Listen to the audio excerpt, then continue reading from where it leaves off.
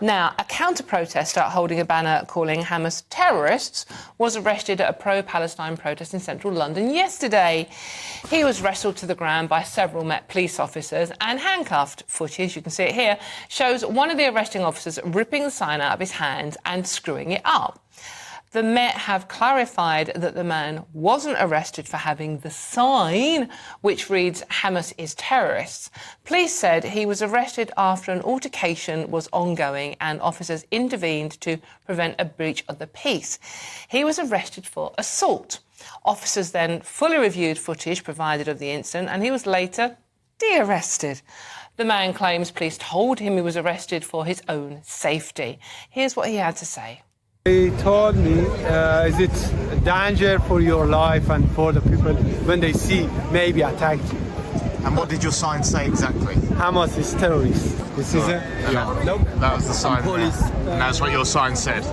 I told the police they attacked me and I want to complain. Okay. They say go to police station near your home. Now, I mean, this man is called Nayat Gorbani. He's 38 years old, and he is an Iranian who fled after criticising the Iranian regime, which is probably a good thing to do. So he's now based in London. And his sign was, according to the British government, a statement of fact. You know, Hamas are, in this country, a prescribed terrorist organisation. So it's a bit, I mean, arrested, de-arrested, it's a bit confusing, this one, Benjamin. But were the police right to take the action they took yesterday? Well, the first thing I'd say is that, yes, Hamas is a terrorist group. But unfortunately, Iran's Revolutionary Guard is not prescribed as a terrorist group in this country and definitely should be. So that's probably why that man feels so strongly about Iran's behaviour in the Middle East. What I would say is that having seen the video of what happened, there is an altercation in which it would appear that, you know, there's a to and fro between this man and another male protester.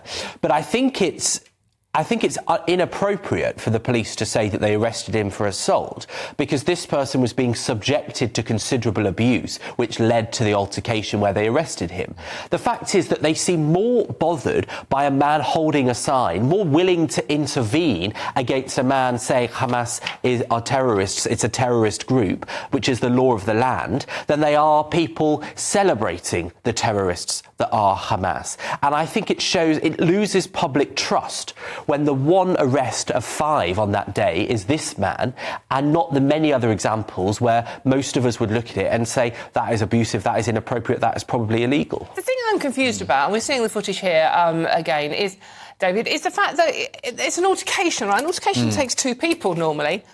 Why was he the only one that was arrested? Yeah, right. I mean, it doesn't seem right to me because he's just expressing his free speech. As the people on the protests were expressing their free speech, they should all be allowed to say what they want on a public highway. There was an altercation. I mean, in other reports, I've heard that he's the victim of something. I don't know, you know, who started it and who escalated it. I'm not sure. He does claim he was attacked by a protester. Probably would both claim that the other person started it. I don't know. But, I mean, the police are very, very heavy-handed here to someone who's just, you know, using his free speech. But then again, you have to sort of think, was this a wise thing to do, going then with such a sign where he knows, on his own, where he knows there's going to be thousands and thousands of other people and that might wind them up? I mean, he's still got the free speech to do that, but, you know, you question, you know, he must know that something will probably happen if he does that because there's a lot of young men there on the protest who are going to get easily riled up. But, you know, this brings to my mind something else that happened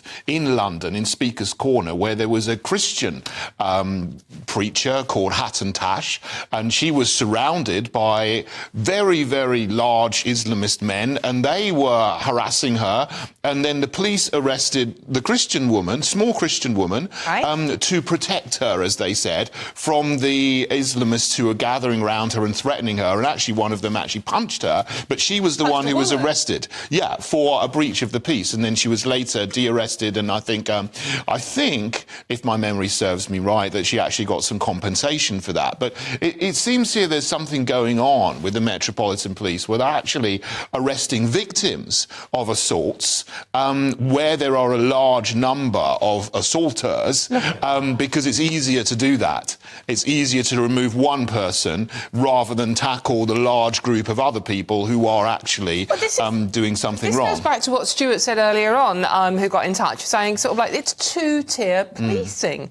And do you think that's the case? I mean, yes, I do. You know, what you're seeing in this footage is this man being wrestled to the ground by 4, maybe 5 police officers, it's hard to tell exactly, for having held up that sign that says Hamas is terrorist, that was ripped out of his hands. The idea that they think that many police officers need to wrestle a peaceful protester stating the law of the land to the ground tells you that this wasn't just a case of protecting his safety, which would be justified to take him out of the situation, but probably not. But you don't arrest someone. I mean, the police have said that the arrest was nothing to do with the sign. It was because of an altercation. This man did not need 4 or 5 men toppling him to the ground to put him in handcuffs and dragging him away. Meanwhile, the person that ripped that sign from his hands, you see no evidence in the footage of him being followed. This is what I'm confused about. And that man who did rip the sign out of his hands was very angry.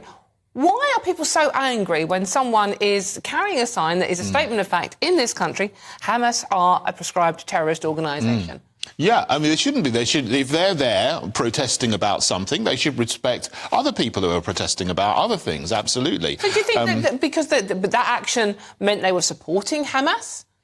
I don't know. I mean, I don't know what was in the person's head, but, you know, there were people on the pro-Palestine marches. Probably they were there, you know, to protest against what's happening to the people in Gaza. I mean, I imagine that they're calling for a ceasefire. I don't know, but certainly they got riled up by the sign that he was holding. I don't know, but you know, I would just say this does seem to be something new that's happening with the police, that they're now gathering round, picking off individual people and pushing them to the ground and then putting their knee on their head. And I first saw that in some of the protests against lockdowns, which I was on, and I was shocked at how some of the police were acting. I've never seen that before. Well, Sarah Right. On Clapham Common. Similar thing, yeah. Women were treated like that. This is some new tactic that they're using. Patsy Stevenson, the famous woman with the orange ginger hair that was photographed, you know, she got an apology, but she had to raise an awful lot of money to take the legal case to take the police on. You know, your average protester does not have that. This is the image of a man in Britain stating the law against terrorists being arrested as people that may sympathise with that just wandering past, that wanted to drag that out of his hand. You know, we have a serious problem when that is the first reaction of the police. You have a training issue there, you have an education issue there, that is what the police think is acceptable. I could contemplate that removing him from the situation for his own safety is a justified police action. I could not contemplate that taking all the police resource in that section of a potentially dangerous march to arrest the man stating the law of the land is justified. It's not. It's a very curious incident, isn't it? But what do you think out there? Let us know. GB Views at GB News. Do you think there is two-tier policing of these marches going on? I mean, looking at that footage, it is very shocking, isn't it? Let's know what you think, though.